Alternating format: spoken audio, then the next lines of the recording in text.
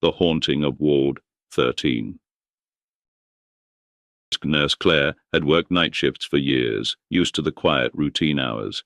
But her new assignment to Ward 13 changed everything. The ward had a dark reputation. Rumors of strange occurrences and unexplained illnesses surrounded it, though Claire dismissed them as gossip. However, it wasn't long before she experienced something she couldn't ignore.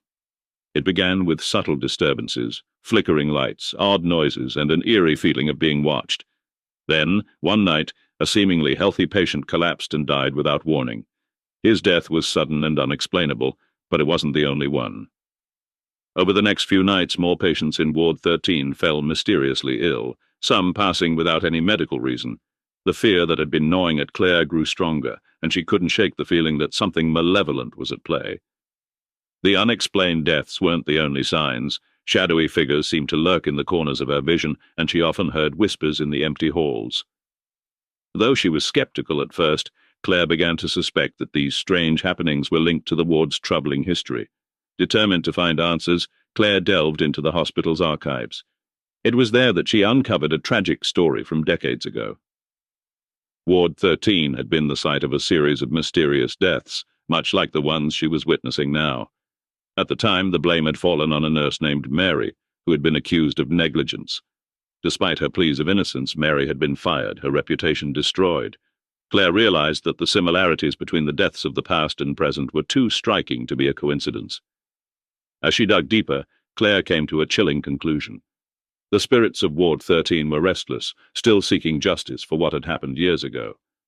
The ghost of Nurse Mary seemed to be reaching out, trying to communicate with Claire.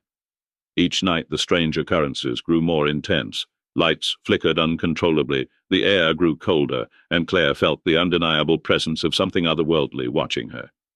One night, while making her rounds, Claire encountered Mary's ghost for the first time. The figure was faint but unmistakable, a nurse standing at the end of the hallway, her face obscured but full of sorrow. Claire felt a wave of emotion crash over her. The spirits didn't just haunt Ward 13 out of anger. They were seeking justice. They needed someone to help set things right. The hauntings grew more dangerous as the nights went on. Objects moved on their own, doors slammed shut, and the temperature in the ward dropped to an icy chill. Claire realized that time was running out. She had to uncover the full truth about what had happened in Ward 13 all those years ago, or the deaths would continue.